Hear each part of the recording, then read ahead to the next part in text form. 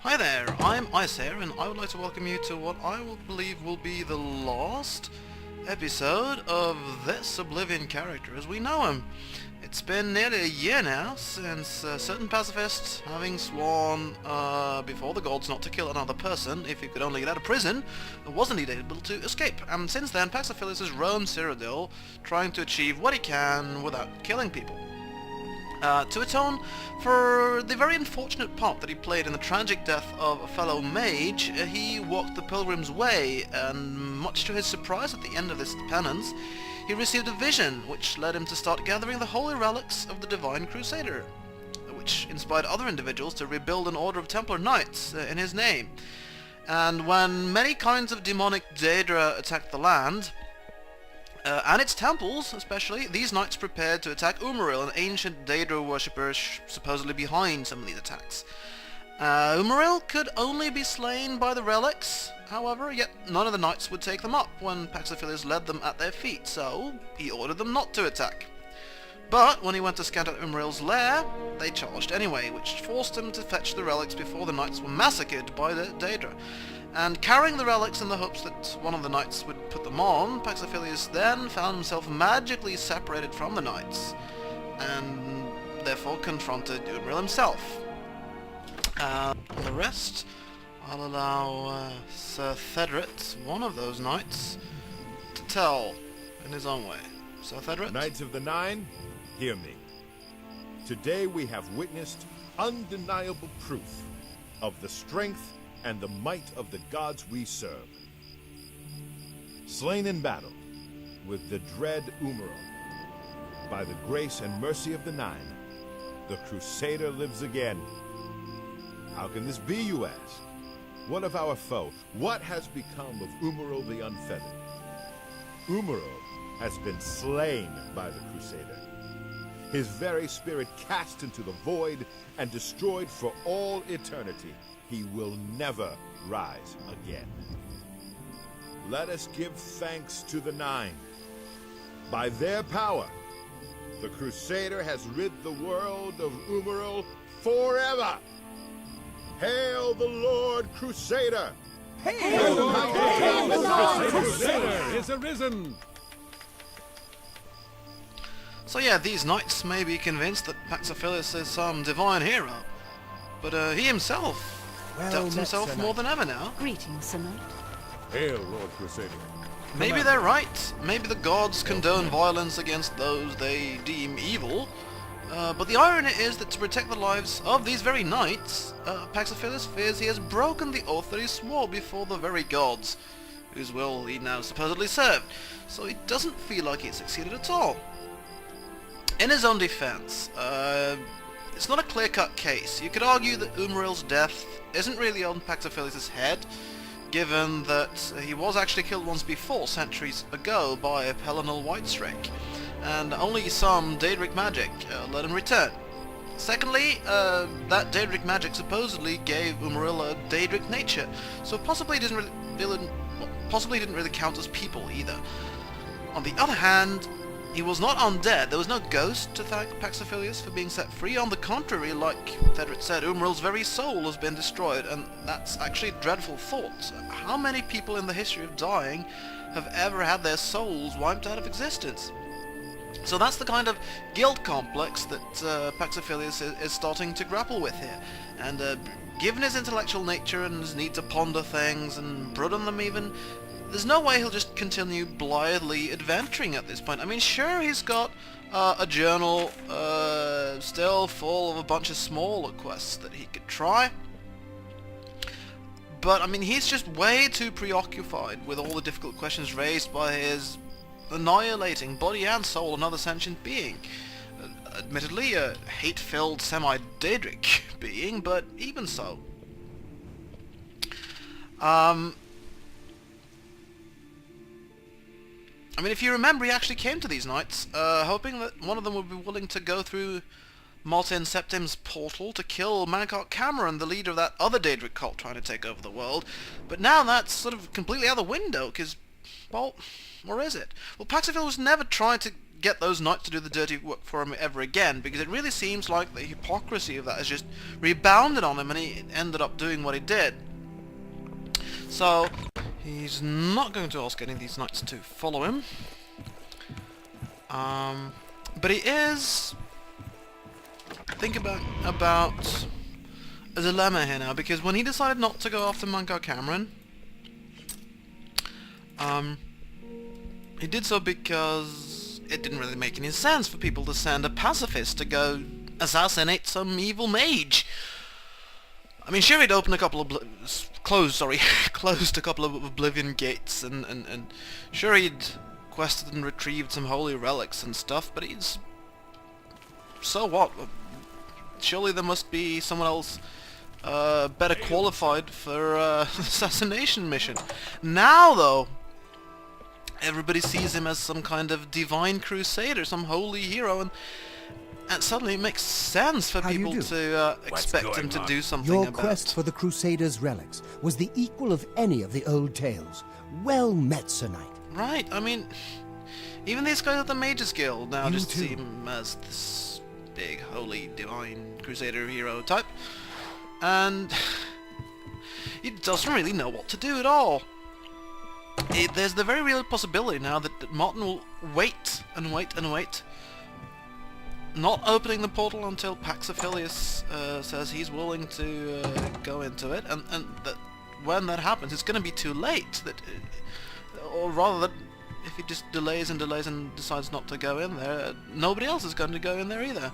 Which, you know, sure, in gaming terms, obviously no one else but the player character is going to do it, but in role-playing terms, and yeah, it really is a bit of a dilemma now. Does he... If he's going to stick with his ideals and nobody else is actually going to do anything about the Mythic Dawn, then everyone could die as a result of his actions. On the other hand, killing Munkar Cameron is really... that's against everything he's sworn to the gods. So, he has decided he's not going to sleep in a bed until he's made up his mind. In order to not waste time, that's going to be his kind of penance. Also... A pleasure to speak with you. Alberic letter. Have a look around. You won't find better prices in all Tamriel. You see, it's possible he needs some spells here. He's got command creature from before. He may need command humanoid as well. I think I might as well pay 100 for it. And then let's go back to Anvil, where all this stuff's... this Umaril stuff started in the first place. That's where we met the Prophet. That's where Umaril attacked the chapel, which is over in this direction. This is where I missed the sprint key in Skyrim. Here we are at the chapel, and the Prophet is gone. It's not at the Priory, he's not here. Pamela's always is here. I can eat for a day with a single coin. Oh yeah. That we'll see. I sure can give you some coins. I'm listening. In fact, with the kind of guilt Pacifist has got right now, he's going to give you lots of coins. What a thoughtful gift. I appreciate the gesture. Now that should keep you fed for a while at least.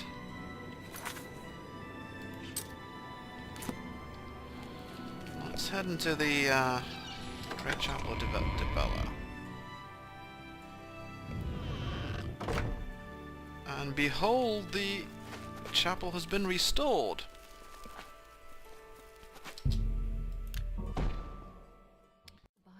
I hope I can... Let's donate some money to the temple Have a as look around. penance by buying a spell I don't really need, like Cure Disease.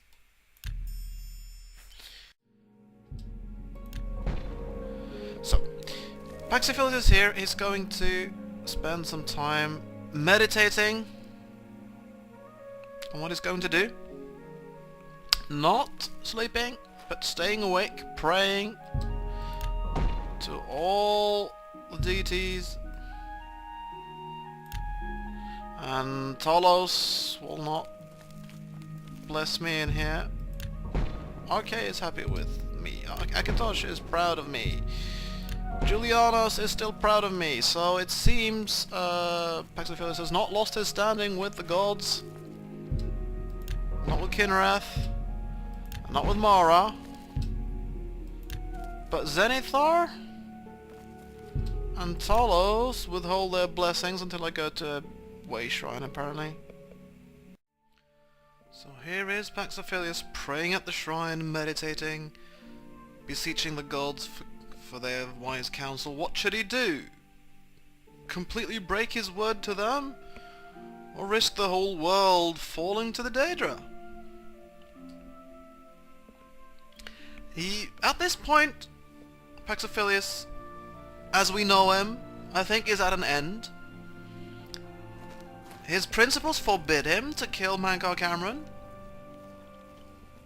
At the same time, he knows that could doom the whole world. And so I think it's time at this point to take stock of Paxofilius, who he is now. Now it has come, in my opinion, very, very far indeed. I mean, if we look through his factions, for example, because he's now asking the question of who am I really? What am I? What am I going to do? And it goes to the deepest core of his identity. Because the thing that's starting to tip the balance here is everybody sees him now as the divine crusader of the Knights of the Nine and expects him to set things right. Whereas he himself sees himself, or has seen himself, only as a pilgrim of the Nine Divines and kind of do-gooder. Somehow he's become the Knight Brother of the Blade. I do not understand how that happened, because he said no to joining them. That's also very peculiar. He's an apprentice of the Mages Guild. That he certainly worked long and hard for. He's the honorary Knight of the Thorn. He's a tourist at the Court of Madness. Only a visitor to the realms of Shergorth, the Mad Prince. But his certainly his greatest achievement faction-wise is to become the Divine Crusader. Apprentice is apparently all he's ever going to become in the Mages Guild. Yeah. That's how the world sees him. We can also, of course, take a look at his sort of personal achievements. He's still a pacifist, still born under the mage, still a high elf, obviously. It's not gonna, like he's going to change his race. He's level 12, he can level to 13 now if he would only rest in a bed, which he won't. That's his penance. No more resting in beds, no more leveling up until he's come through this crisis of his identity.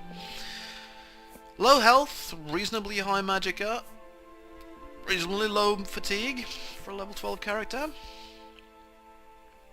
Skill-wise, illusion is his best skill, which is, you know, makes perfect sense. He's been charming and calming, and most importantly, going invisible all the time. I think his second best skill is one of his minor skills. It's it's mysticism. Skill level of 57, because he's been detecting life all the time, so he can notice things before they notice that he's there and therefore sneak around them. Third best skill, sneak. Yeah, because he is stealthy, avoids combat. And then next is athletics, because he's good at running away, still. And next after that, actually, is destruction. Peculiarly. So even as a pacifist, he has gained level 46 in destruction.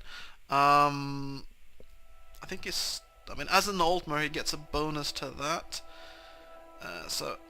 And as a magic centered character, he also gets a bonus to that. But he still must have advanced, what, 20-25 levels in destruction. Blade as well at 31. He started that at level 5, I think, so that must have increased by about 25. But yeah, destruction is a sort of, yeah, an apprentice level skill at least. Mysticism is a general level skill, and illusion is an expert skill, and that's basically it. Yeah, sneak is also a tournament skill, so everything else is apprentice level or lower, including athletics and alchemy also, which he's been using a bit to, mostly for money, also to increase intelligence, and finally just make useful potions, I guess. Yeah, any other significant skills? No, those are his most significant skills, really. These are his stats, with some stuff that he's wearing. He's highly intelligent, perhaps too intelligent for his own good, starting to really ponder the consequences of things even more than he perhaps should. Quite charming, in fact very charming, and very fast. Very fast. Those are also his best stats. Fairly agile. Yeah, that's about it. Sort of average endurance, luck. Very weak. Not strong at all physically. So that's where he is after, what, 117 episodes of this series. This is where and who Paxofilius is. Yeah, but he'll be here meditating until the next episode, in fact. So, until then, live and let live.